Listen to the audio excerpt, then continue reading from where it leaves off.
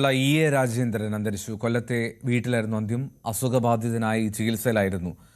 മുകേഷിന്റെ സഹോദരി ഭർത്താവാണ് രാജേന്ദ്രൻ. വിനീഷ് ആയിരുന്നു. വിനീഷ് എപ്പോഴായിരുന്നു അന്ത്യം? അധിക നാളായി ഇങ്ങനെ ചികിത്സയിൽ കഴിയുകയായിരുന്നു.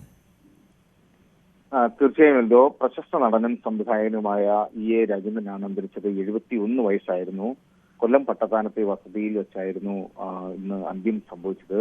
അസുഖബാധിതനായി ഏറെ നാളായി അദ്ദേഹം ചികിത്സയിൽ കഴിയുകയായിരുന്നു. ജന്മനാടായ തൃശൂർ തൃത്തല്ലൂരാകും നാളെ സംസ്കാരമൊക്കെ നടക്കുക. നമുക്കറിയാം, കളിയാട്ടം, പട്ടാഭിഷേകം, തുണ്ടൻ, നരസിംഹം, മീശമാധവൻ എന്നിവ ഉൾപ്പെടെ നിരവധി സിനിമകളിലാണ് രാജേന്ദ്രൻ അഭിനയിച്ചത്. കൂടാതെ വില്ലൻ റോളുകളിലെല്ലാം ശ്രദ്ധേയനായ വേഷങ്ങൾ ചെയ്തിട്ടുണ്ട്. അതുപോലെ നാടകം, സിനിമ എന്നിവയോടൊപ്പമാണ് ഈ ടെലിവിഷൻ സീരിയൽ രംഗങ്ങളിലെല്ലാം സജീവമായിരുന്നു രാജേന്ദ്രൻ. തൃത്തല്ലൂരിൽ ഏങ്ങൂർ തറവാട്ടിലെ അയ്യപ്പന്റെയും സുമതിയുടെയും മകനാണ്. സ്കൂൾ കാലത്ത് തന്നെ നാടകവേദികളിൽ സജീവമായിരുന്ന അദ്ദേഹം ഡൽഹിയിലെ നാഷണൽ സ്കൂൾ ഓഫ് ഡ്രാമയിലാണ് നിന്നാണ് 1ാം റാങ്കോടുകൂടി ബിരുദം നേടിയത്. തുടർന്ന് പുനെ ഫിലിം ഇൻസ്റ്റിറ്റ്യൂട്ടിൽ പഠനം നടത്തി.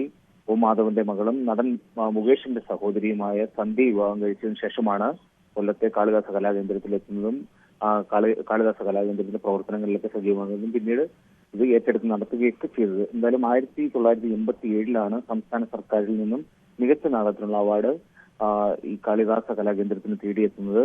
പിന്നീട് ജയരാജ് സംവിധാനം ചെയ്ത കളിയാട്ടം എന്ന സിനിമയിലൂടെയാണ് രാജേന്ദ്രൻ ശ്രദ്ധേയമായ ഒരു വേഷത്തിലൂടെ തന്നെ ഒരു തിരിച്ചുവരവുണ്ടായി. തുടർന്ന് 60-ലധികം സിനിമകളിൽ അദ്ദേഹം വേഷമിട്ടിട്ടുണ്ട്.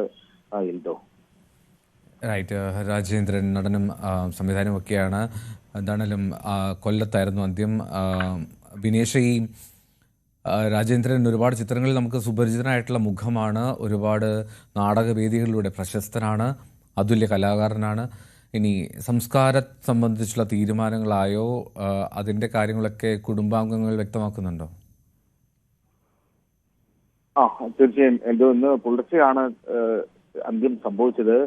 ഇദ്ദേഹത്തിന്റെ ജന്മനാട്ടിൽ വെച്ച് തന്നെ സംസ്കാരം നടത്തണം എന്ന് ബന്ധുക്കളോട് പറഞ്ഞിരുന്നതായി പറയുന്നു. അപ്പോൾ ആ ഒരു തീരുമാനം കണക്കിലെടുത്താണ് ബന്ധുക്കൾ തൃശ്ശൂരിലേക്ക് മൃതശരീരം എത്തിക്കുന്നത്. ഇന്ന് വീട്ടിൽ പൊതുദർശനം വെച്ചിട്ടുണ്ട്. അല്പ സമയത്തിനകം തന്നെ പൊതുദർശനത്തിന് ശേഷം തൃശ്ശൂരിലേക്ക് മൃതശരീരം കൊണ്ടുപോകും.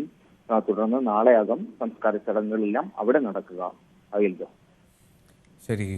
അദ്ദേഹത്തിൻ്റെ സംസ്കാരത്തിൻ്റെ കാര്യങ്ങളും വിശദാംശങ്ങളുമാണ് വിനീഷ് പങ്കുവച്ചത്. എന്താണെങ്കിലും നടനായിരുന്നുള്ള രാജേന്ദ്രൻ്റെ അന്ത്യമാണ് ഇന്ന് രാവിലെ വന്ന മറ്റൊരു പ്രധാനപ്പെട്ട വാർത്ത.